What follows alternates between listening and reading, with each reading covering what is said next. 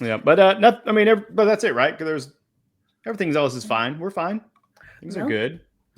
because No. Napheesa Collier, she decided to blow things up. She said the thing out loud. She said the thing out loud. Yeah. So she had some words for Kathy in her exit interview. We got a few videos. Let's watch. Thank you all for your time today. I have prepared a statement that I would like to make before taking any questions. All right. So first of all, I'd like to congratulate the Mercury for advancing to the finals. And I want to be clear, this conversation is not about winning or losing. It's about something much bigger. The real threat to our league isn't money, it isn't ratings, or even missed calls, or even physical play. It's the lack of accountability from the league office. Since I've been in the league, you've heard the constant concerns about officiating, and it has now reached levels of inconsistency that plague our sport and undermine the integrity in which it operates. Whether the league cares about the health of the players is one thing, but to also not care about the product we put on the floor is truly self-sabotage. Year after year, the only thing that remains consistent is the lack of accountability from our leaders. The league has a buzzword that they've rolled out as talking points for the CBA as to why they can't pay the players what we're worth. That word is sustainability. But what's truly unsustainable is keeping a good product on the floor while allowing officials to lose control of games. Fans see it every night. Coaches, both winning and losing, point it out every night in pregame and postgame media. Yet leadership just issues fines and looks the other way. They ignore the issues that everyone inside the game is begging to be fixed. That is negligence. At Unrivaled this past February, I sat across from Kathy and asked how she planned to address the officiating issues in our league. Her response was, well, only the losers complain about the refs. I also asked how she planned to fix the fact that players like Caitlin, Angel, and Paige, who are clearly driving massive revenue for the league, are making so little for their first 4 years. Her response was, Caitlin should be grateful she makes $16 million off the court, because without the platform that the WNBA gives her, she wouldn't make anything. And in that same conversation, she told me players should be on their knees thanking their lucky stars for the media rights deal that I got them. That's a mentality driving our league from the top. We go to battle every day to protect a shield that doesn't value us. The league believes it succeeds despite its players, not because of them. I have the privilege of watching my husband run a league where he has to balance 100 different things at once. I won't pretend the job is easy, but even with all of that on his plate, he always takes the time to reach out to players when he sees an injury, whether it's Unrivaled or even during the WNBA season. That is what leadership looks like. It's the human element. It's basic integrity, and it's the bare minimum any leader should embody. This year alone, I've gotten calls, texts, and well wishes from so many players across the league.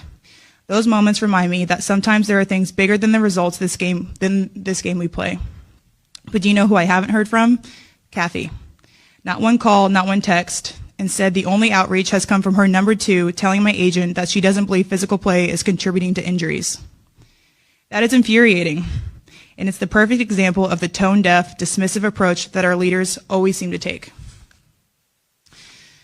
I've finally grown tired. For too long, I have tried to have these conversations in private, but it's clear there is no intention of accepting there's a problem. The league has made it clear it isn't about innovation, it isn't about collaboration, it's about control and power. I've earned this platform and I've paid the price to get here, and now I have a responsibility to speak on behalf of the fans and everyone in this league that deserves better. Our leadership's answer to being held accountable is to suppress everyone's voices by handing out fines. I'm not concerned about a fine. I'm concerned about the future of our sport. At some point, everyone deserves to hear the truth from someone who I hope has earned the benefit of the doubt to fight for what is right and fair for our athletes and our fans. We have the best players in the world.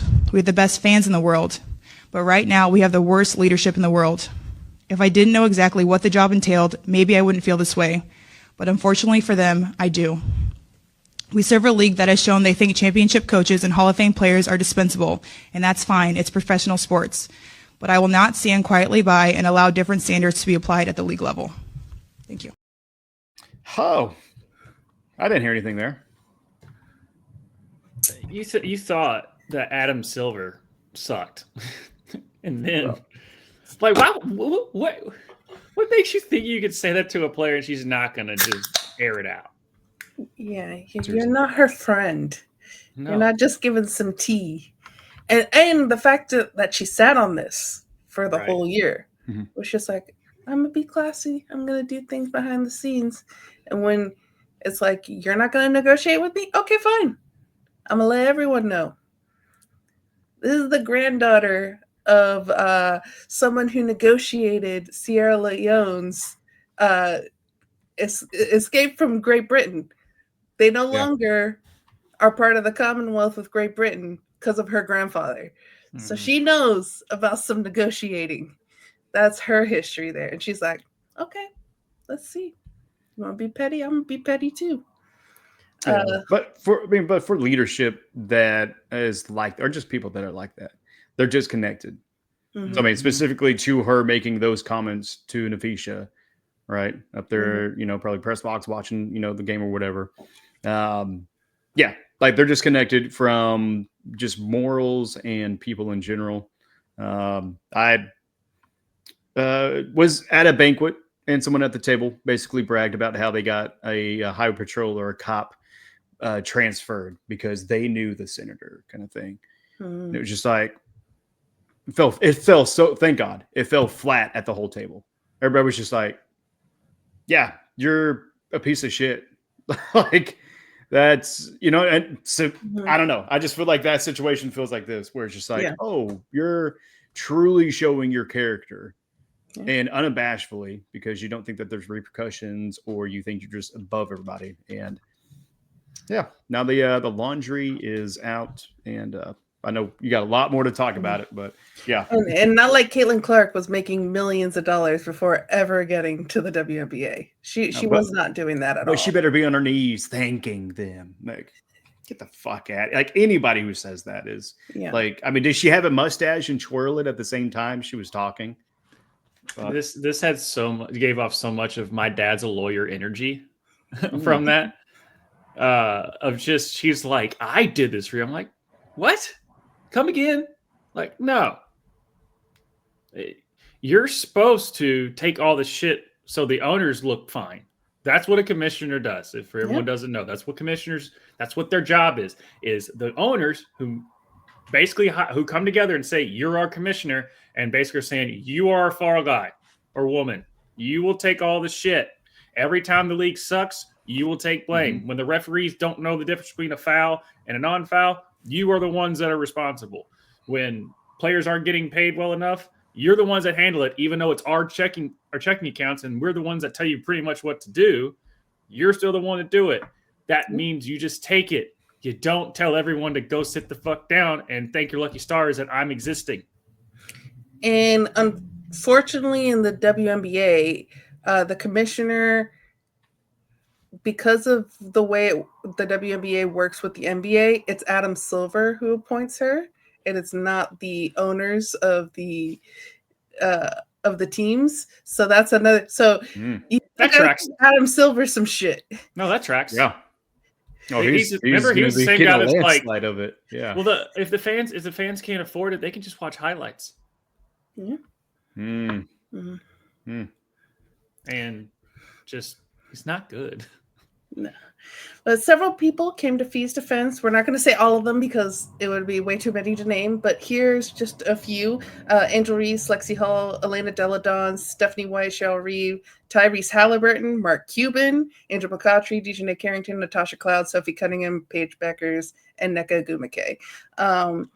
Out of the three big names mentioned, Caitlin Clark, Angel Reese, Paige Beckers, Caitlin is the only one who said no comment when asked about it, whereas both Paige and Angel came forward as yeah, talk your shit, Phee. So it'll be interesting if Caitlin comes forward now that this her year is ended, even though she was on the bench, her team was still playing. So I'm very interested to see if Caitlin's going to come forward to say anything at all.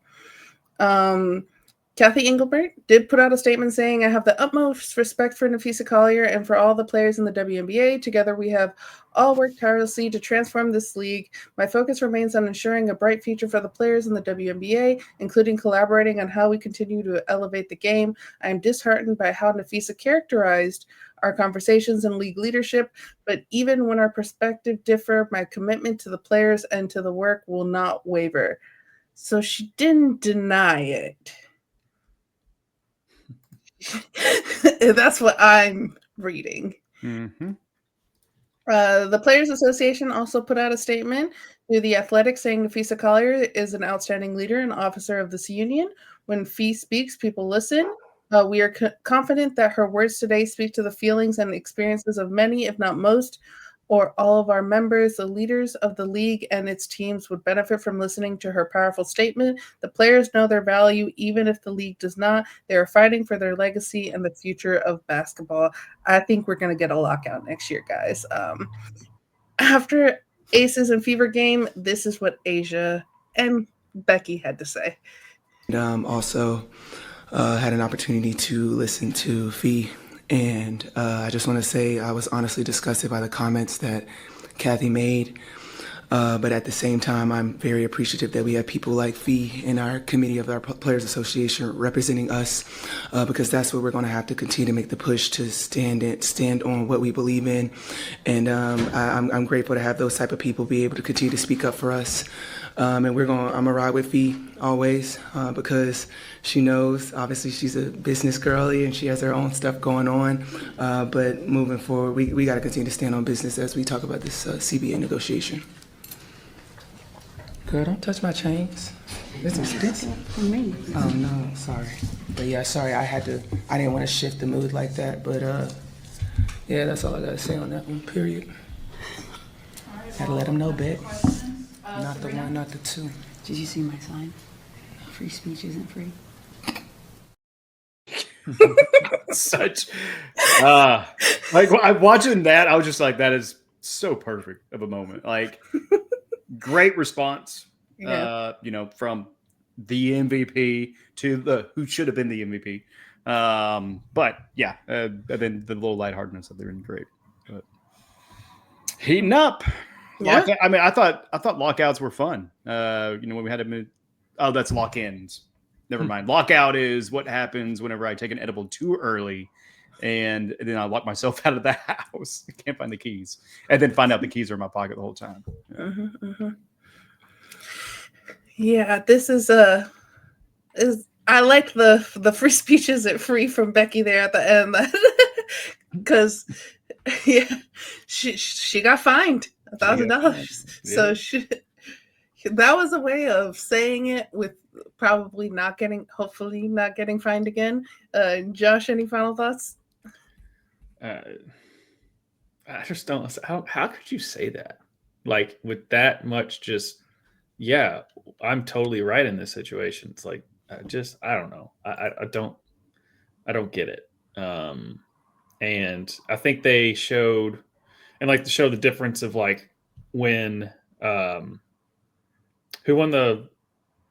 I think when Caitlin won the Rookie of the Year last year, she just called on the phone. They had her on speakerphone saying, "Hey, you won it." Meanwhile, Paige, like, they did the whole like thing about it. So it just and Caitlin with her no comment. Like you said, I think she didn't want to get fined because as soon as she said something, as she's like the face, quote unquote, as far as the most popular player, if she gets fined, it's going to make more headlines. And if this is the way this commissioner thinks. She's probably thinking, if she says something, I'm going to show her that she's not above me. They're going to find Caitlin. It is one thing, though, like, because Caitlin is one of the players that, like, if she gets fined, she can afford it. Right. I do hope that she does say something. And what I liked is Angel McCautry, your girl, there. She said in a podcast, she goes, if Phee gets fined, I'm paying for it. Right. So, like, people got her back. Right. So, and then this all dumped yesterday, and Dallas was just like, you know what? Let's put something out just real quick because everyone's talking about something else that maybe we could put this out and no one will say shit. So this is gonna be real quick. After saying 2 weeks ago, we're not looking for a new head coach. We like our head coach. We're not doing anything different. They set out the thank you, Chris, and they fired Chris Klokanis. With this firing, there are now open head coaching jobs with Dallas, New York, Seattle, Toronto, and Portland. And Dallas fans, they're wanting Sandy Brondello. I personally think that would be awesome for Paige to be coached by Sandy Brondello. Go watch last week's when we talked about Sandy and how I feel about Sandy. Still not over that firing, that she's leaving my team. And yeah, so go check that out from last week. But hey, that would be an interesting spot. But we got another year of, if they do have a league next year, depending on the lockout or not, we gonna talk about some coaches eventually, whoever these teams pick. Yeah. Or maybe we'll see another league grow pretty extensively. Yeah. People are going, if there's a lockout, just make Unrivaled 5-on-5 during the year. Yeah, pretty much. Exactly. No, they would. Like, all right, cool. Game on. Or just see what intramural teams are playing flag football, as Kevin Durant did during the NBA lockout. He did that. He like saw it. He was just like, "Yeah, come through." And Kevin Durant like showed up and played intramural football. I forget, like Oklahoma State. Yeah, I think it was Oklahoma State or something. I forget, when there was a big time lockout. Yeah, I would say Oklahoma because it's a better story.